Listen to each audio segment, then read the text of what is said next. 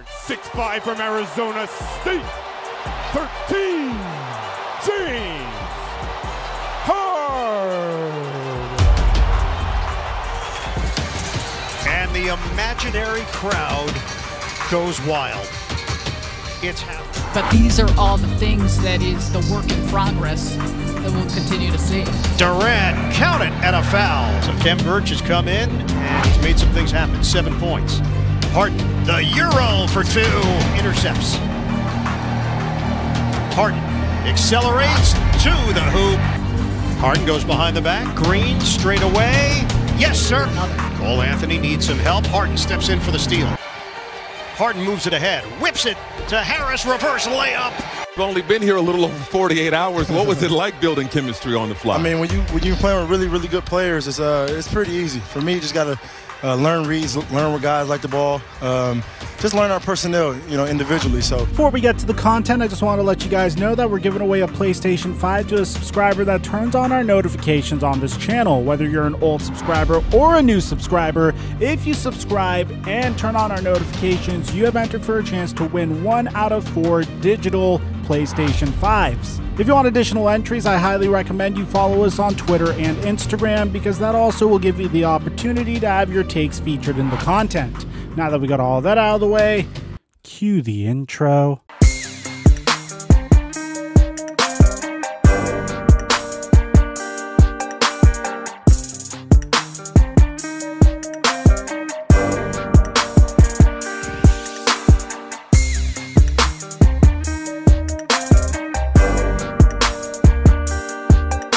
James, congrats again on the win. Your teammates out there learning, getting to know you. What did you, though, learn about your teammates tonight? We have some special talent in his locker room. Very versatile shooters, playmakers, defenders, a little bit of everything. And that's what you're going to need, especially when it comes postseason. Obviously, we haven't built as much chemistry as we would like. But that first game, it felt good to be out there on the court and just, giving guys confidence, giving guys energy. That's what it's going to take throughout the course of the year. And once you build that up and guys believe in each other, then it's pretty scary. Mic check 1 2 1 2. What's going on, everybody? Guys, originally this video was supposed to come out after James Harden's legitimate debut versus the Orlando Magic, but I think after seeing 2 full games of James Harden play basketball for the Brooklyn Nets, I have every piece of information I need to make a complete breakdown and analysis of this man's talent and skill. Okay, maybe not, but this is what I've gathered so far, and if you're a Brooklyn Nets fan, it is fairly promising. This first narrative that everybody loves to give about the fact that the Brooklyn Nets are going to be featuring 3 extremely isolation-based, ball-handling NBA superstars is a favorite amongst analysts everywhere.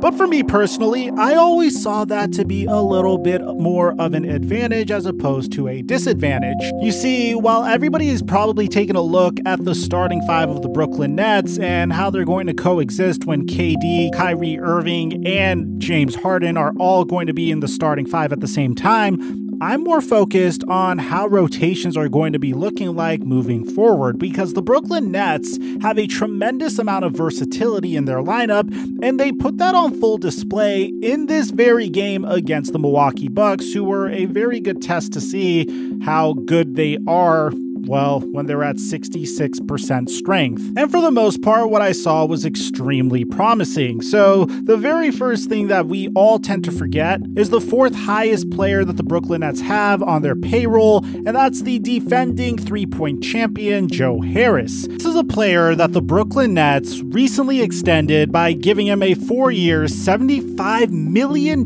contract, including $72 million guaranteed, and with good reason. Because Joe Harris is a knockdown shooter that you should not leave open by any means necessary. Last year in 69 games, Joe Harris was able to make 172 threes, which is 127 less threes than James Harden made last year. But this time things are going to be a little different, because when you feature a starting lineup that has James Harden, Kevin Durant, Kyrie Irving, Joe Harris, and DeAndre Jordan, or if you decide to take DeAndre Jordan out and have Kevin Durant as your official center and put in Jeff Green instead, Well, it's going to be very difficult to guard the Brooklyn Nets big three without leaving a few players open. And we literally saw in this game, when Kevin Durant and James Harden were on the court at the very same time, the Milwaukee Bucks had a lot of difficulty defending them both without trying to rotate a man over because, well, one of them is considered to be the greatest scorer of our generation, and the other is considered to be the greatest ISO scorer in NBA history.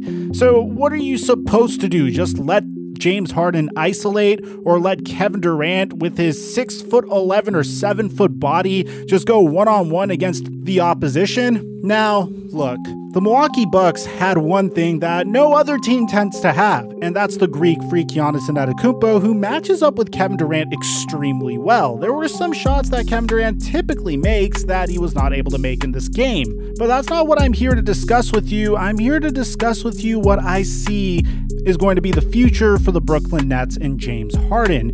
I did tweet in the middle of the game that the most disappointing part about this entire game is when Kevin Durant went to the bench, the Brooklyn Nets literally had the personnel to create a lineup that is very similar to the ones that James Harden had in Houston. Jeff Green used to be James Harden's teammate in both Houston and OKC. DeAndre Jordan is a very capable lob threat. Landry Shamet and Joe Harris are very capable three-point shooters, and when James Harden was on the court without Kevin Durant, the Brooklyn Nets didn't necessarily pair him with a legitimate lob threat for him to play 5-out isolation ball with. And I think that is a huge advantage that the Nets have, because when they are going to be resting Kyrie Irving whenever Kyrie Irving returns from his indefinite leave, because apparently Kyrie Irving is going to need some time to get his conditioning back together before he comes back from his vacation. Literally, he needs a transition period to come back from vacation to back to playing basketball, which to me makes no sense, but whatever, I digress. Once they come back, the Brooklyn Nets could essentially be the Houston Rockets when Kevin Durant and Kyrie Irving are resting. And when you look at that, it's absolutely terrifying to think about what the potential of this team could be. Please take a moment to think about how incredible the Brooklyn Nets' entire organization, front office, and the assortment of players are. Even all the way to the head coaching. You have the head coach, who is Steve Nash, who has an assistant head coach that coached him to an MVP in Mike D'Antoni, who is being reunited with James Harden, who, by the way, Mike D'Antoni also coached James Harden to an MVP as well. And then you combined him with Kevin Durant, Kyrie Irving, DeAndre Jordan, Jeff Green. I can't stress enough how excited I am about the possibilities that we could see from this team offensively.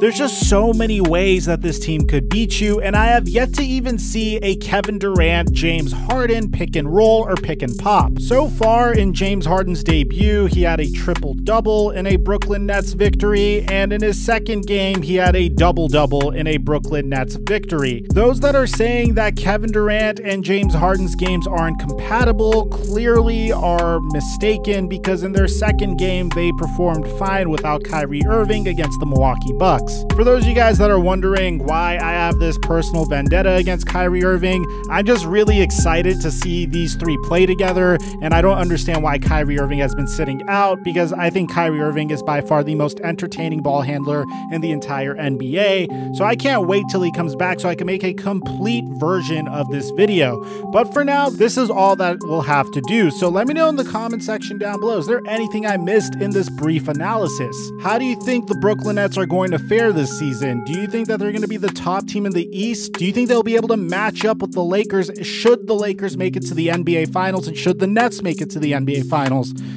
Aside from that, I'm your boy Mike, and I'm dropping our mic until our next upload.